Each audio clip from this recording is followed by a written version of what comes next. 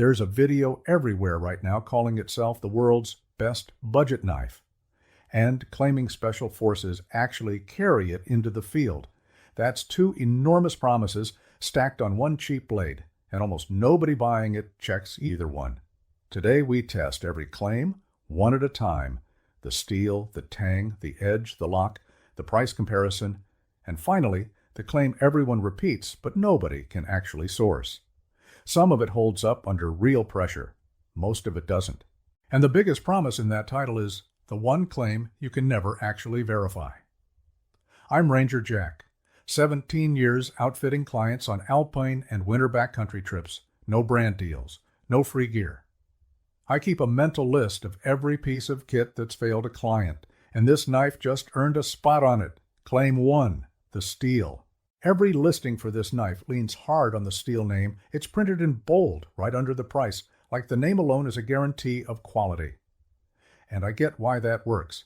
You read a steel type you've heard of somewhere, and your brain fills in the rest for you. Sharp, tough, dependable. That's the entire trick, and it works on smart buyers just as easily as anyone else. Here's the problem. A steel name tells you almost nothing on its own. What actually determines how a blade performs in the field is the heat treat. How hard that steel was pushed, how consistently it was quenched and tempered, whether the maker actually hit the hardness range that steel is capable of, or just landed somewhere close enough to justify printing the name on the packaging. At a rock-bottom price point, heat treat is one of the first things that gets cut, because it's invisible. You can't see heat treat in a product photo. You can't see it in a 30-second unboxing clip. You find out about it in the field, and usually at the worst possible moment. And when heat treat is inconsistent, the blade doesn't fail dramatically, it fails quietly. The edge rolls instead of holding. It chips against a knot instead of biting cleanly through it. It dulls faster than it should under completely normal use. Not abuse, just ordinary use, the kind every knife is supposed to survive. That's not a defect you catch in the first 10 minutes with the knife fresh out of the box. That's a defect you catch on day 3 of an actual trip, when the edge that looked razor sharp on camera is folding over on a piece of green wood that shouldn't have given it any trouble at all. The steel name isn't the promise. The heat treat is, and that's the one detail nobody puts on the label. That's just the surface, though. The next claim is about what's actually holding this knife together underneath the steel. Claim 2, full tang construction. Full tang gets thrown around like a badge of honor, and buyers have learned to trust it as shorthand for real strength. If the steel runs the entire length of the handle, the thinking goes, the knife can take genuine abuse, batoning, prying, hard field use, without ever giving out on you. Here's the problem. Full tang only describes whether the steel is visible somewhere along the handle. It tells you nothing about the width of that steel where it actually matters. I've seen tangs that look full and proud in a glamour photo, then narrow down to almost nothing right where the handle meets the blade, which happens to be exactly where stress concentrates hardest under load. That narrow point becomes the weakest part of the entire knife, and it's hidden under 2 pieces of plastic or wood that nobody selling you the knife is going to let you look through. I'll say this plainly because I've watched it happen. I had a client bring a folder on a winter trip once, marketed almost exactly this way. Tough language, confident claims, all the right words in the listing. The lock on that knife failed above tree line in real cold, at a moment when his hands were too stiff to force a workaround. He was left without a working blade on a trip where that actually mattered, not a demo where it didn't. That's not a hypothetical for me. That's a specific, ordinary afternoon I still think about every time I see a listing lean this hard on construction language. To be fair, plenty of budget knives really do run a full, honest tang. This isn't a blanket dismissal of every cheap knife out there. It's a claim you can actually check yourself by looking closely at the real construction photos or asking the maker a direct question, instead of taking 2 printed words at face value. But most buyers don't check. They read full tang on a listing and quietly assume the engineering underneath matches the label exactly. Full tang on the spec sheet, narrow tang under the scales. Nobody photographs that part, and nobody in the comments is asking to see it either. And even an honestly full Tang doesn't save you if the edge riding on top of it can't hold up to real use, which brings us to Claim 3. Claim 3. Edge retention. Every review clip shows the same thing. Knife fresh out of the box, shaving hair clean off an arm, slicing through paper without a snag. It looks decisive. It looks like proof, and it's meant to. Here's the problem. Out-of-box sharpness only tells you about the factory edge, not the geometry sitting underneath it. If the edge angle is too thin for what that steel's actual hardness can support, the blade will look incredible on day one and lose its bite fast because a thin edge, without the heat treat to back it up, rolls under completely normal pressure instead of holding steady. If the angle runs too thick instead, it will never cut as cleanly as the demo suggested, no matter how many times you run it across a strop afterward. You don't discover the real geometry from 5 seconds of hero footage. You discover it after a week of actual use, cutting cordage, prepping kindling, breaking down food at camp, when the edge that shaved arm hair on day 1 is dragging its way through a tomato by day 5. That's the trap with this specific kind of claim. A sharp edge is easy to fake for 30 seconds of footage. A durable edge is not, and durability is the only version of sharp that actually matters once you're out there using it. Sharp out of the box tells you about the box. It doesn't tell you a single thing about week 2. And the next claim isn't about the blade at all. It's about whatever is holding that blade in place when you need it most. Claim 4, the lock and the sheath. Somewhere in the marketing for this knife, there's a drop test. Knife falls, lock holds, blade doesn't budge an inch. It's satisfying to watch, and it's built to be that one clip is doing an enormous amount of work to convince you this knife is genuinely field ready. Here's the problem. One drop, filmed once under controlled studio conditions, tells you almost nothing about real durability. It tells you the lock survived a single impact on a single day with clean, dry, brand new components.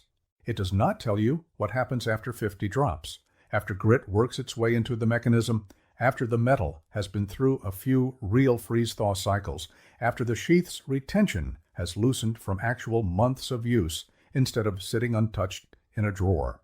That's where locks actually fail in the real world, not in the demo, but in the accumulation of ordinary wear that no 30-second clip ever shows you. A lock that holds once under perfect conditions can still fail the 40th time in the cold with your hands stiff and your grip nowhere near as clean as the guy on camera testing for a thumbnail. The same logic applies to the sheath. Retention that looks tight in a quick demo clip can loosen with wear, and a sheath that doesn't hold the blade securely on a moving pack isn't a minor inconvenience. It's a real hazard, the kind that shows up exactly when you're not paying attention to it. One good drop test on camera. Nobody ever shows you drop 50, and the next claim isn't really about the knife either. It's about the comparison being used to sell it. Claim 5, beats knives twice the price. This is the line that probably sells the most units in this whole video because it sounds like data. A specific sounding comparison feels like proof, even when it isn't one, and this claim is built entirely on that feeling. Here's the problem. Which knife exactly is twice the price? Under what conditions was that comparison actually run? Cutting what material over what time period? Judged against what standard? Almost none of that ever gets specified. The comparison knife is rarely named. The testing conditions are rarely described in any real detail, and the criteria used to declare a winner are essentially never shown. A comparison with no named opponent and no stated method isn't a test. It's a marketing sentence dressed up in a lab coat. At this price point, here's what a buyer should honestly expect. Entry-level steel, a heat treat that may or may not be properly dialed in, mixed construction quality depending on the batch, and a lock and sheath that haven't been proven under repeated real field use. That's actually a fair trade for the price, if the marketing around it is honest about what it is. The real problem isn't the price tag itself. The problem is a knife built to this price tier, being sold as though it outperforms knives built with premium steel, tighter manufacturing tolerances, and years of proven field records behind them. A comparison only means something if you actually know what's being compared. This one never says. And that brings us to the claim everyone actually cares about, the one printed right there in the title, doing more work than every other claim in this video combined.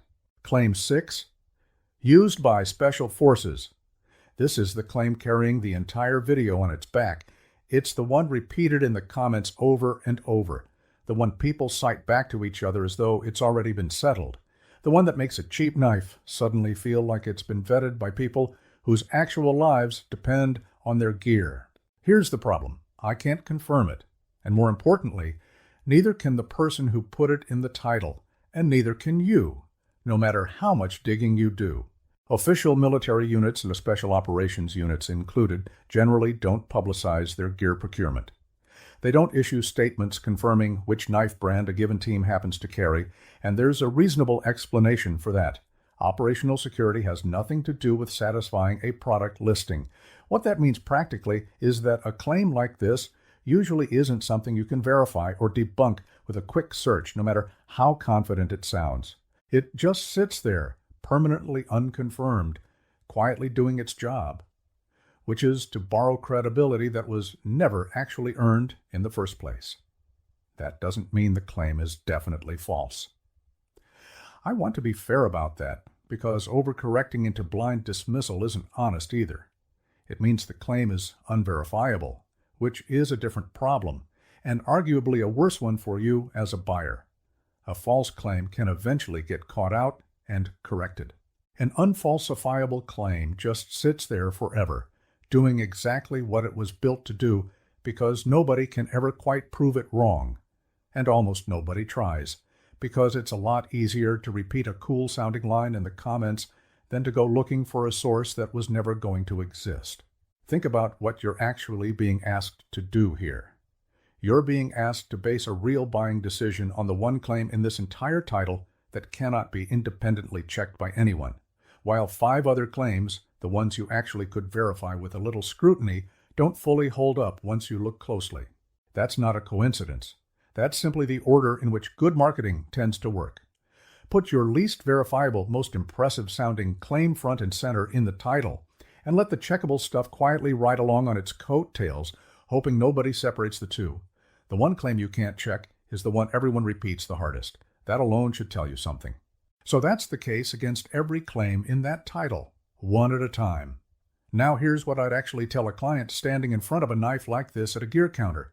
Here's what actually matters when you're choosing a knife like this. And none of it comes from a thumbnail, and none of it comes from a comment section. Start with what you can check yourself instead of what you're told. A maker who publishes real hardness numbers, an actual disclosed range, not just a steel name sitting alone on a spec sheet, is telling you something a vague listing never will. If a company won't tell you the heat treat spec, that silence is information too, and it's usually the most honest thing on the page. Look at the Tang the same way I told you to look at it in Claim 2, not just whether it's technically full length somewhere, but how it's actually built where the real stress lands, under the handle scales, not in the marketing photo. A maker who shows you that construction clearly, instead of hiding it behind glamour shots and confident adjectives, is a maker who isn't afraid of what you'd find if you looked. Trust field-tested durability over a single polished demo clip every time. A knife that's genuinely been carried, batoned, and used hard by actual owners over months is the only kind of proof that actually means anything out there. Reviews that describe ordinary repeated use over real time are worth far more than any single cinematic torture test clip, no matter how good that clip looks. Let the price tell you the truth instead of fighting it. A genuinely cheap knife, sold honestly as a cheap knife, can still be a completely smart buy, for light duty, for a backup blade, for a kid's first knife. The price was never actually the problem. The problem is a cheap knife being marketed as though it competes with knives built to an entirely different standard, at an entirely different cost, and treat any endorsement you can't independently verify as a reason for more scrutiny, not less. If I can't check a claim myself, I don't build a buying decision around it, and I wouldn't want a client of mine doing that either. That's not cynicism. It's just how I'd actually want someone to shop if they were standing in front of me instead of a screen, with real money and a real trip on the line. None of this requires expensive gear or specialized knowledge. It just requires asking the same handful of questions every single time, instead of letting a confident title answer them for you before you've had the chance to ask.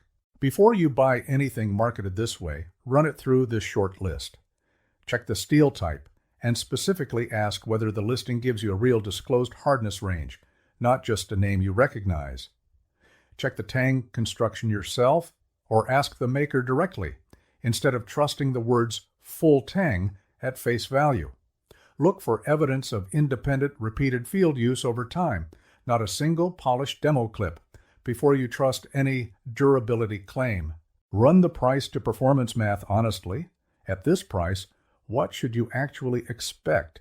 And does the marketing match that, or does it quietly promise more than the construction can deliver? Weigh the maker's reputation and how they stand behind the product over their marketing copy. A company that backs a knife for years tells you more than any single slogan ever will. And treat any authority or endorsement claim you can't independently verify as a flag for more scrutiny, never as a reason to buy. If nobody can check it, it isn't proof of anything. It's just a well-built sentence. So tell me, what gear claim did you fall for before you actually checked it? Drop the brand or the video below, and tell me what you found once you actually got the thing into the field.